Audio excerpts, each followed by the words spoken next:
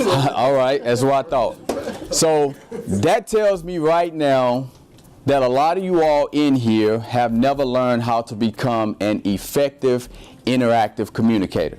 Now, what I mean by that is somebody that can actually speak in front of an audience or in front of people, and you can communicate in a way that people can understand you, you can speak clearly, because this is extremely important, especially if you're moving in corporate America, in which I came from.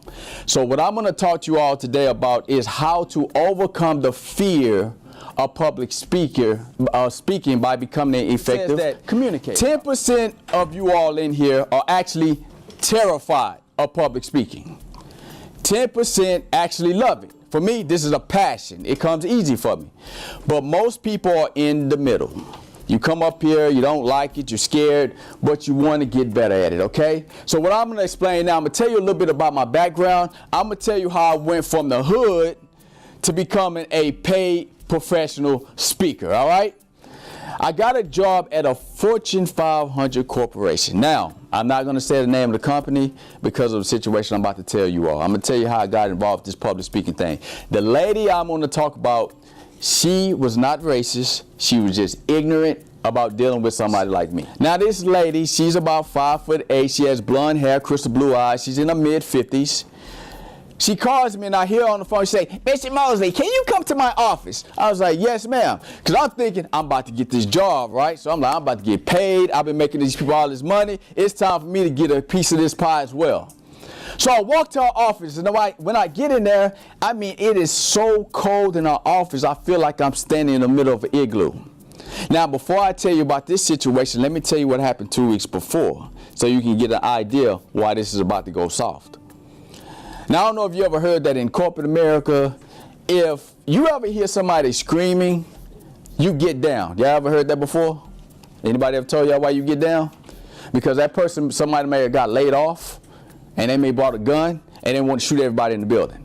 So they always tell you, if you hear yelling, you get down. So one day, I'm sitting in my cubicle, and all I hear was, "Ah! So I get down, you know. Brother come out the hood. I didn't get shot in the hood, so I'm not finna get shot in corporate America. It's just not finna go down. So I get down on the floor and I still hear the screaming, "Ah!" So I notice it's coming from my manager's office. So I get up and I say, you know what? I'm gonna play hero today. So I go to her office, and when I walk in, she is standing in the corner. Now, she's screaming. I'm thinking somebody's behind the desk with a gun. She's like this. She's screaming, "Get it!" I'm like, what in the world is going on? So I walk over there and I look on the other side of the desk, and this lady is screaming because there's a dead roach on the floor. And I think to myself, lady, please, are you serious? So I'm a gentleman. I go to the restroom. I get a piece of tissue. I bend over. And as I'm picking up the roach, she stands over me and she says, "Mr. Mosley, that is the only reason I keep you at this company." Now, I know this is an ethics class. Don't ever joke like that with nobody in a company. And now, I'm not going to lie, I felt humiliated. Now, the same manager is the one I had to do the interview with to get this position to work under her. So I'm going back. She calls me on the phone. I'm in her office. I told you it's cold like an igloo. She's sitting over there. She says, "Mr. Mosley, come in and have a seat." So I sit down and I'm thinking to myself, I'm about to get this job, right? You'd feel the same way, wouldn't you? I can tell. I'm about to get paid. "Mr. Mosley, I want to let you know that we decided to go with another candidate." I was like, oh, okay, you know, well, what can I work on so I can get better, so next time I apply, I have a better opportunity of getting it, right? Because that's what I was going to do a year later. Say, "Well, Mr. Mosley, you need to work on your professionalism." Like, you know, what's not professional about me? I'm 140% productivity. I'm never late. I'm never sick. What's not professional? "I don't know how to tell you this, Mr. Mosley, but every time you talk, you speak slang." I say, "Ma'am, I don't speak slang. I have a street dialect. I don't know if you heard of that before." "Well, it sounds like slang to me." So at this moment, I'm not going to lie, the hood almost came out of me. Holler. 2 weeks later, I call her. She pick up the phone. "Hello." I say, "How you doing, Miss Smith? This is Gene. I would like to come to the office and talk to you about that meeting we had." "Well, come on to the office." So I get to the office. I walk inside, I sit down, I say, you told me the reason I get this position is because of professionalism, right? That's exactly what I said. Do you remember 2 weeks ago when you was in your office yelling and screaming, and we all thinking that somebody's shooting up the building? And I came and picked up that dead roach off the floor, and you stood over me and said, that's the only reason I keep you here. How professional was that? I didn't mean it like that, Mr. Mosley. It was a joke. No. How professional was that? She called the executive and started explaining to him, Mr. Johnson. So Mr. Johnson calls me. I go to his office, and as soon as I walk in there, I say, Mr. Johnson, that lady said I didn't get that position because she feel out I speak slang. Oh, no, Mr. Mosley, you don't speak slang. You do have a street dialect. We're going to take care of her. Don't worry about it. But I want to make a suggestion to you. Now, we have another interview coming up for you for this position. I want to encourage you to go to Toastmasters, because this position you will have to do public speaking. He's about 60 years old. His name Earl. He said, hey, how you doing, man? My name is Earl. I say, how you doing, sir? Hey, what made you come to Toastmasters? I said, I'm here because I need to work on my public speaking skills. I'm kind of scared of this, you know what I'm saying? Oh, man, you just sit down and relax and watch us and tell us what you think about it. I said, you know what? I am going to join. I'm going to join because I want to learn how to do this speaking thing. The next Saturday, I get up with my index card and I decide to just put it down and just have a conversation like I'm having with you all right now. Everybody in the club looks at me like I'm crazy. The lady says, we thought you said you didn't give a speech in 12 years. I said, I haven't, since I was a freshman in college. We think you have a gift for this. And then the next thing I know, I'm in a speech competition. And I have never been so scared about anything. I walk in there in the speech competition, there's these very good speakers, but I go up there and I compete against them and they destroy me. They destroy me. But because I stood up there, my confidence grew. And if a person wants to become an effective interactive communicator, the first thing you have to do is stand up and take on an audience or stand in front of people that you normally be afraid to talk to. So I decided the next year to join that same speech competition. And you know what happened? I won the whole thing. There was a lady sitting in the audience. She walks up to me. She's about 45 years old. She's kind of heavy set. She has reddish hair. She has brown eyes. And she said, young man, do you get paid for what you do? I say, paid for what? She said, paid to speak. I was like, you show me somebody that get paid to speak and you can sign me up right now. She said, I am a professional speaker with the National Speakers Association. I've never got paid to speak before. At this point, I had given almost 1,000 speeches and never got paid a dime. I add the networking skill plus my hustle from the streets that I learned when I was younger, and then I started going out meeting random people. I met this lady and she heard my story and she said, hey, there's a juvenile detention center. They have a program, but it's kind of hard to interact with these guys. I think you will be a good fit if you're willing to go in there and speak. I want to introduce you to somebody.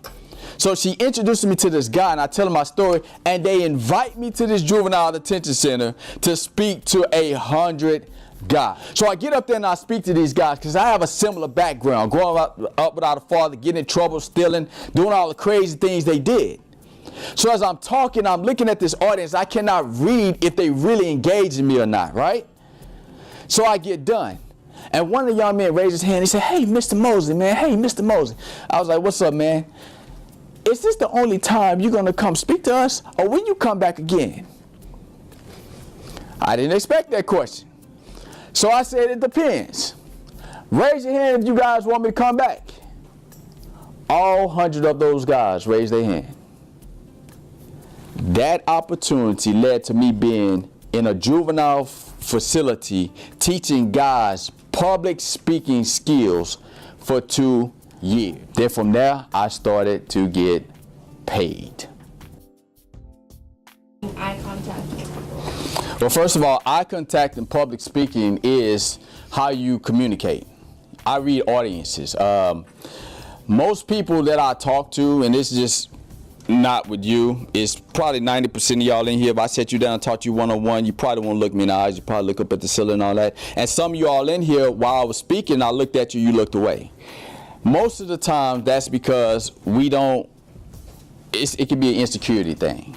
But in order to overcome that as a speaker, what's your name? Maria. Come up here with me. Come on up here with me. Come on. You didn't die, did you? You didn't die. But here's the thing about eye contact. Normally, there's so many skills in public speaking. That's just one. The audience. Sometimes, if you just, y'all know that, what's that minister, Joel Osteen, whatever? He never looks at the front row. Never. He just don't do it. He always looks out into the audience. And some people, if you just want to avoid eye contact, you can look at John, you can look at that wall. He don't know. He don't know. You can look back there, be looking at the wall. You can look at their forehead. But just getting comfortable making eye contact. And I'm going to tell you why. You want to get comfortable making eye contact, because if I come to you and say, I got a job making $85,000, that's the minimum, and you sit down in front of me and I'm talking to you and you looking around, first of all, I think you lying, everything coming out your mouth. Two, now I'm thinking, is this person confident to handle this position? You know, are they confident? Because if you're not communicating with your eyes that you're confident, I am not going to hire you. I'd rather get the person in there who is not as skilled, but they have confidence. How often did it take you to, I guess, the stories and everything you come up with? Because they're talking in past tense, and what happens is their body's like this. They're not in sync with their story. The story's not well developed. They're nervous, but if they learn how to tell in present tense, what happens is you use action words. So when you say, I'm walking, you will automatically start to walk. I'm opening the door, not I opened the door. So everything with storytelling, there's so many different layers. It's not that you just get up here and just start running your mouth, because you will start talking about this, talking about that, and then everybody go to sleep on you. So stories itself, they take a long time to develop, but I created a way to develop them quickly and break them down so people can do them simple. Because this is a skill. If you want to develop a skill, develop storytelling skills. Anybody else? Go ahead. How did you translate your people skills and your speaking skills into networking? How did you make the transition? All of them are the same. They're not different. It doesn't matter. When I'm up here talking, do you think I'm talking to an audience? Remember when she came up here and she looked at you? I'm talking to one person. So when I'm networking, when I go, and I'm going to a Tony Robbins event in a couple weeks, right? I'm gonna walk up to people like, what's up, man, how you doing? Hey, what's up, dog? Hey, I like that shirt. Where you get that from? And they be like, oh, thank you. So what do you do? Conversation right there. David, hey, you know, I want to learn more about your company. Can you tell me more? And just have a conversation with them. And I promise you, what they're going to say is, hey, why don't you apply for us, or give me your card, or can I have your resume? Because you initiated the conversation. So my last question is, like at this level, do you still can you still experience some nervousness, like for like any kind of speech? If I'm not nervous before I give a speech, it's time for me to hang it up. Yeah, I still get nervous, but it's a good nervousness now, and I'm not nervous to the point where I feel I'm gonna fail. I'm nervous because I want to make sure that I make an impact more than anything. You probably frame it into excitement, right? Like, yeah, it's very exciting because I get the opportunity to serve. This is my gift. Everybody has a gift. I found my passion. I didn't go to college for this. When I am acting in my gift, yes, I get nervous, but I have more impact when I do this more than any other thing that I've done. And that's what everybody wants. They want to find their passion. I just so happen to find it.